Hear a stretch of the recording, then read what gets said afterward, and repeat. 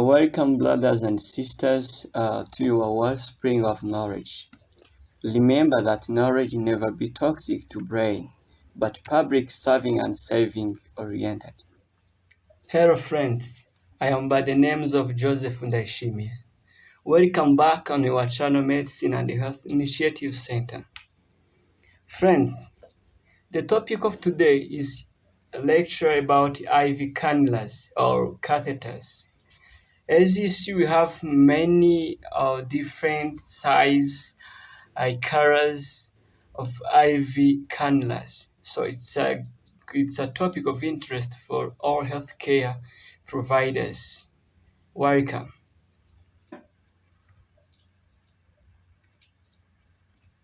Friends, what are we going to cover throughout this video? We are going to cover what the definition of IV catheter or IV cannula. After we see about the sites, what are the main sites of IV cannulation. Third, we look on the many parts of IV cannula, indications, when to not use IV cannula, the types of IV catheters, IV cannula, size, colors, flow rates, and length. Nursing consideration, when do we consider this size? All those we are going to cover into this presentation. Last, we cover complications of IV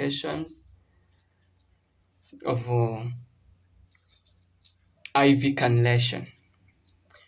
Let us start. Friends, before getting what's IV cannula, as you understand, it's composed of two words. First, it's IV. IV simply means intravenous or intervein. Cannula refer to a hollow tube with a sharp, retractable inner core that can be inserted into a vein, artery, or another body cavity. That's one. You can also define cannula as a small hollow tube that's inserted into the body in order to either deliver or remove fluid or for gathering data that can be examined to identify potential health problems that a patient is having. When we combine the two words, we get IV cannula or IV catheter. It refers to a hollow tube with a sharp, retractable inner core that can be inserted into a vein to establish venous access. That's Friends, what are the main sites of IV cannulation? The list is not exhaustive, but here we have the main sites for IV cannulation. First one, friends, we have hands. On the dorsum of the hand, we have dorsal arch veins. These veins are best seen on the back of hand and are usually larger and easier to see and to be palpable. Therefore, they are the first to be tried during IV cannulation. And of course, they are distal. Second, on the level of wrist, we have radial vein. Yes. On the forearm or antecubital fossa, we have three main veins. The first one have basilar vein that lands on the level of arm and the forearm, but on the medial side, on the medial aspect of the arm. We have also medial cubital vein that lands in between the two veins. We have severic vein which lands on the lateral aspect of arm and forearm. Friends, These three veins are very, very preferred sites of IV cannulation because of the three main reasons. First one, there's three veins: basilar, mediocubital vein, and cephalic veins are larger and easier to find, and they are fixed or stationary. They are motionless.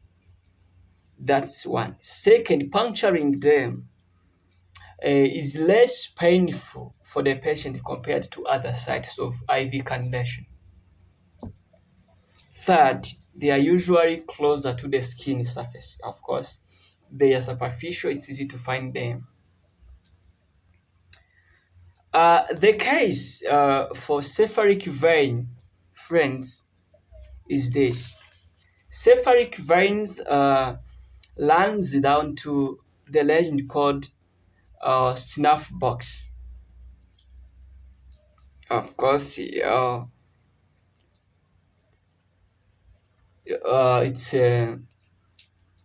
it's quite larger and easy to find, as you have seen, and it can often be felt better than it can be seen. From that, it is the one that it's one of the veins to try if you must cannulate blind, especially in large babies.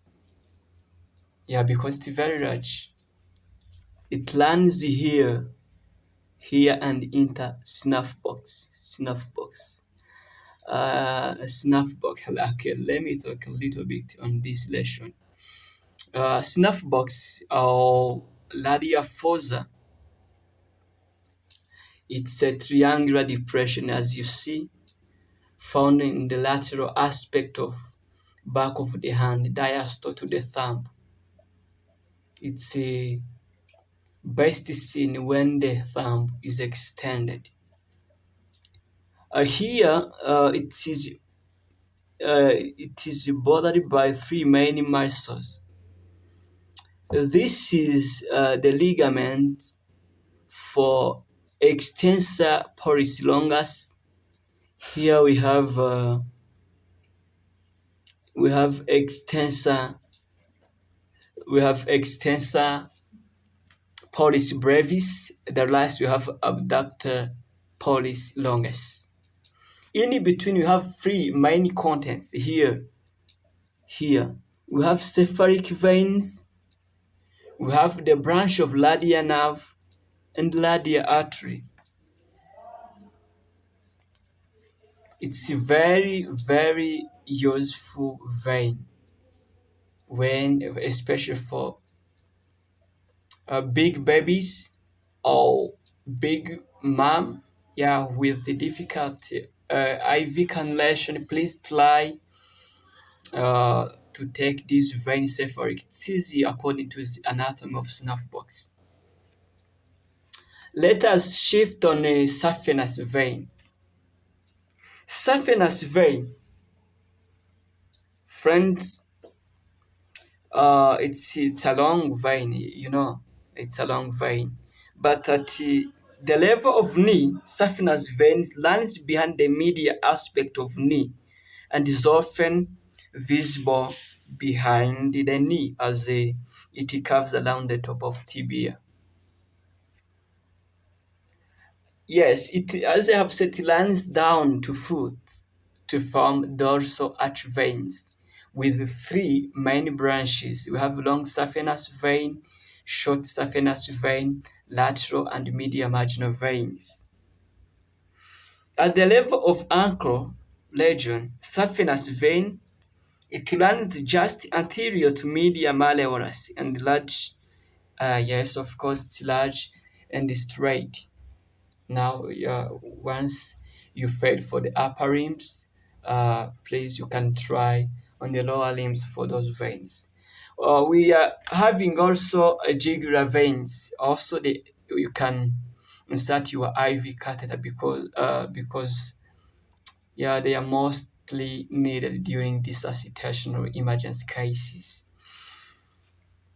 But friends, as you know, jugular veins are of two kinds. We have internal and external jugular veins. Most time we use external because it's visible compared to internal. Internal, it can need ultrasound to find them, but external jugular veins are easy to see and to be and it's easy to see and it's also palpable. Yes, as you have said, external jugular vein is more superficial, situated on each side of the neck. Yeah, they lands outside the sternocleidomastoid muscle and it passes down to the neck to join the subclavian vein, and then passes to right ventricle. Uh, we have also uh, scalp veins. But before passing to scalp veins, friends, it gets more challenging for students, clinicians to find this type of vein, jugular vein, because yeah, it's more central, and it needs more aseptic precautions to not expose the patient on any infections, any infection. Now, how can you take it place? You can tell your patient to perform a varicose maneuver, uh, so to make this vein distended on the neck. Second, when you, for example, if you want to take an external jugular vein on the left side of the neck, it mean that you rotate or turn the head on the opposite side, which left, so to make external jugular vein to be visible and be somehow dilated. On the scalp veins, we have frontal veins, superficial temporal vein, posterior auricular vein, and occipital veins. Okay, these are the figures that shows the many sides of IV cannulation on the upper limbs. As you have seen, you have cephalic vein on the lateral aspect. You have basilic vein on the medial aspect of the arm. We have here medial cephalic. Here we have medial cubital vein. Here, this is that vein I have said, cephalic vein, that lands into a snuff box. This basilar vein, this or cephalic. Here, we have snuff box.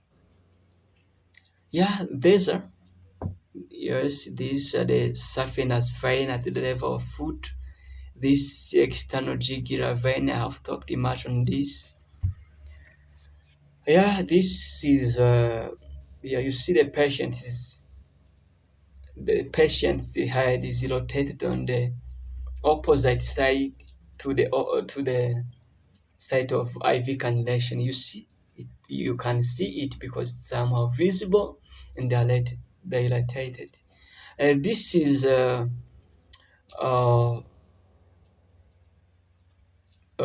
scalp veins. As I have said, this is a superficial temporal vein. Here you see the frontal veins that lands here. On this side, we have uh,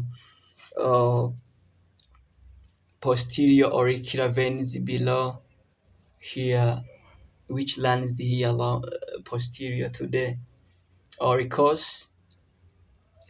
Yeah, friends, I think you have got some knowledge about the veins. Let us shift to anatomy or the main parts of IV catheter or IV cannula.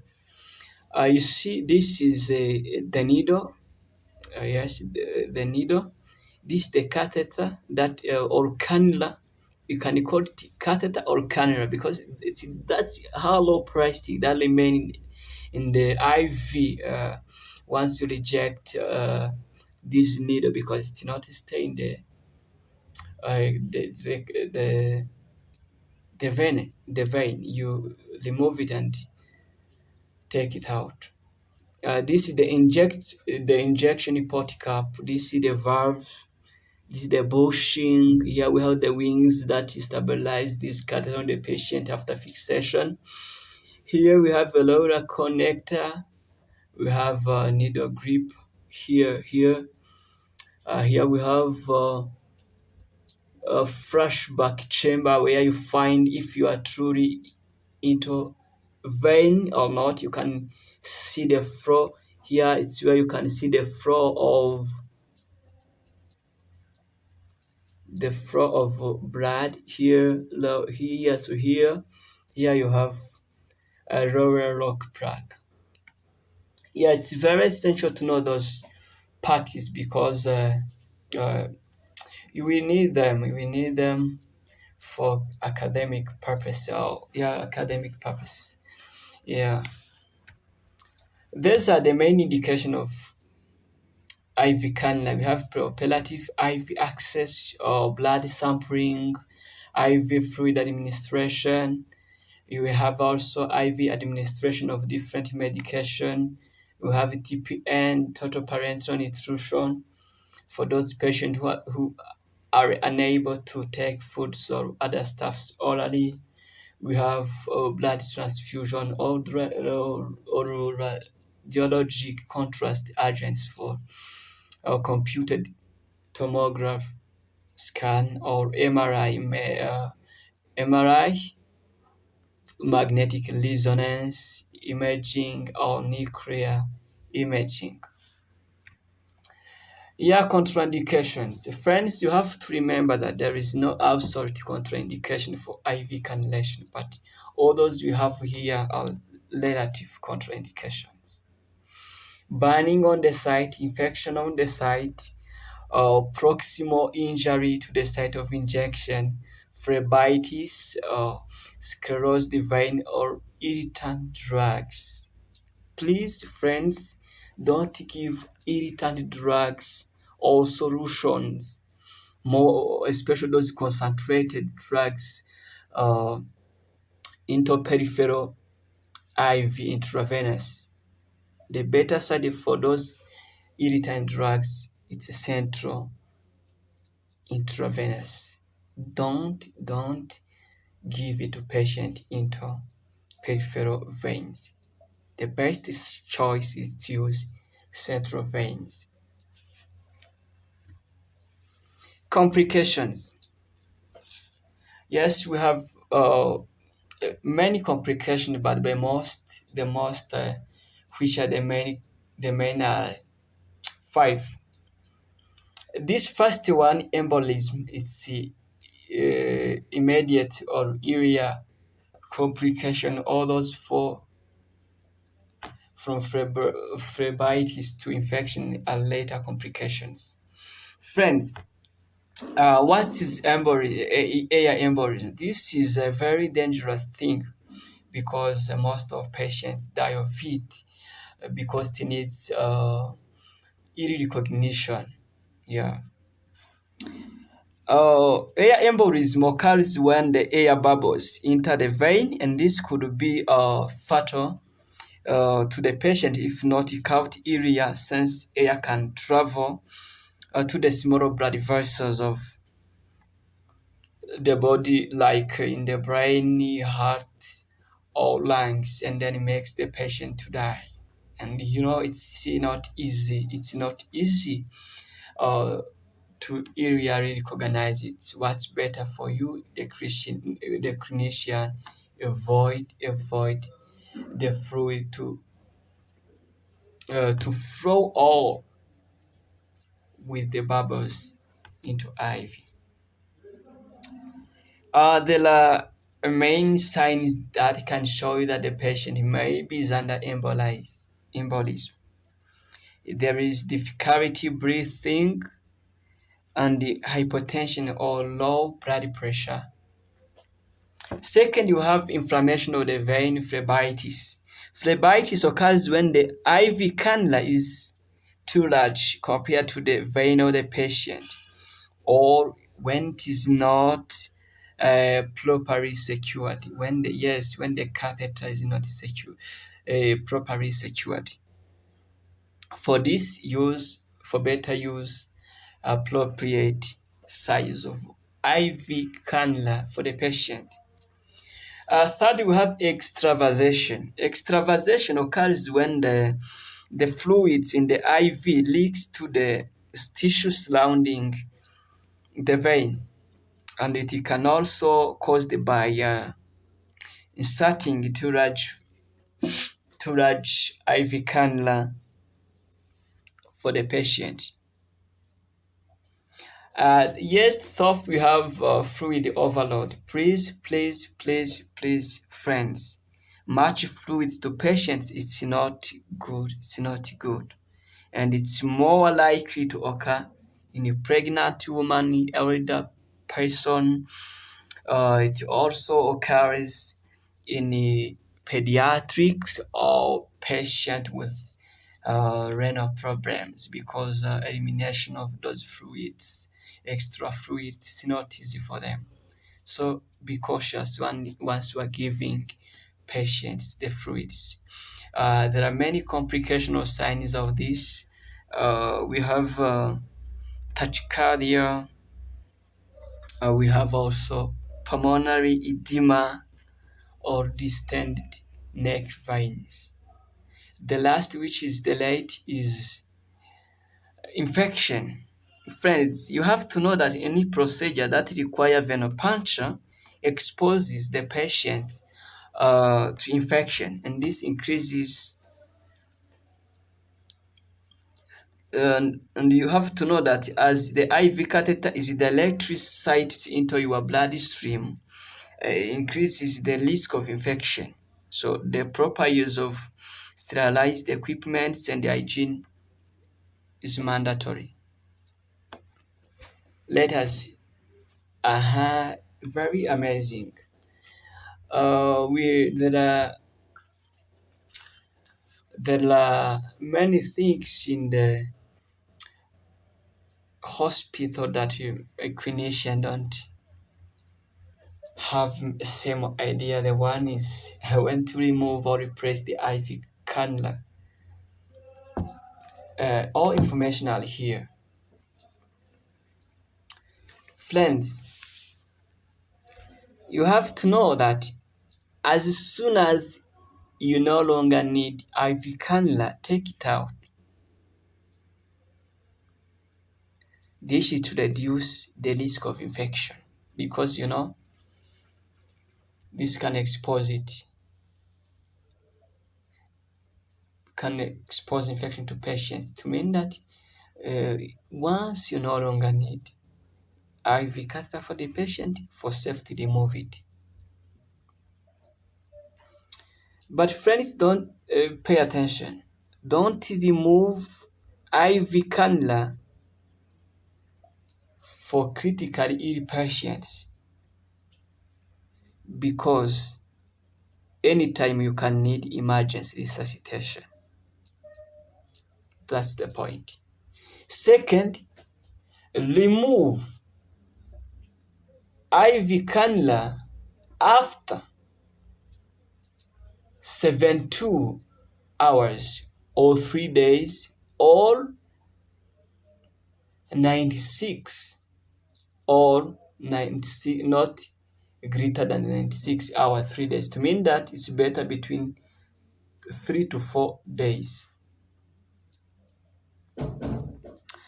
Some friends, there are some studies that indicated that the incidence of thrombophlebitis and bacterial colonizations increases after 3 days, but much more risk after 4 days, 96 hours. Please, for better, remove it after 3 days. Remove it or repress it. Okay, friends, you have said that most time the patient situation gets complicated because of inappropriate use of IV catheters, IV cannulas. because they are of different sizes matching with colors. It's not easy for students who are new in clinical settings to memorize these catheters, but it's really good and helpful to memorize them because once you need, you are with a team in the suscitation where you need in no more minutes or seconds to delay. You don't, if they will tell you that give me 16G, you only look the color and then go with it. But if you don't memorize, you didn't memorize it, it's the problem. Yeah, this is a very amazing mnemonic that will help you to know each and everything about the size of IV catheters. The mnemonic uh, says all the girl gets pregnant before young virgin. Sure, I don't know. But the first O is orange. Second letter G is gray. Third G is green. Fourth letter P means pink. Uh, this letter B stands for blue. This letter Y stands for yellow. This letter V stands for violet. Yes, the catheter we have is from 1426. Let us show you the size. Here, O is 14G. Green is 16. Gray, no, not green. Green is 18. Pink is 20. Blue is 22. Yellow is 24.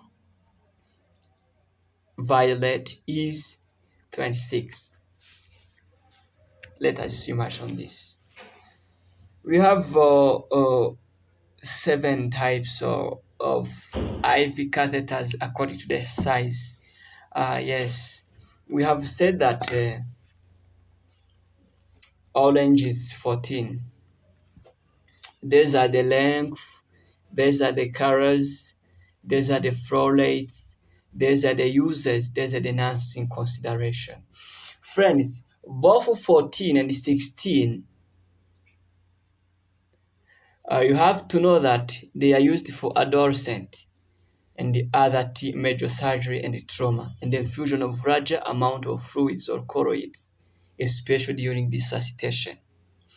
The nursing consideration, you have to know that because of its size, you will have painful insertion and it will require you to use larger veins. 18 is more commonly used for the patient, for adults and the other patient who needs surgery or trauma management, because it's also helpful during infusion of large amount of fluids or colloids. Pink is 20. It's used in the elder children, adolescent in the other team, and it's ideal for IV infusion on the blood infusion or medication administration or emergency management. It's easy to insert into small, thin, fragile veins, but it's difficult to insert into through skin. Both 22 and 24 both 24 to 26 are for young babies who require major surgery and the trauma management. And through this, you can administer fluids and medications. For neonates, infants, please, or elderly adults, you can use 26 gauge. They are less painful into the vein, the insertion. It's somehow not easy. It's not easy. Yeah, but possible. Thank you, friends, for taking your time with me. Looking a little bit on the IV catheters, I think that you have gotten many knowledges. Uh, you have seen what's the best sites for IV cannulation. And as you have to remember that always when you are taking veins, don't start for proximal veins. Oh, no, no, no. Start with diastole veins, to mean that don't take cephalic veins before dorsal arch veins. Please, for better, start from diastole to proximal sites. Thank you. I invite you for the following presentation. Thank you.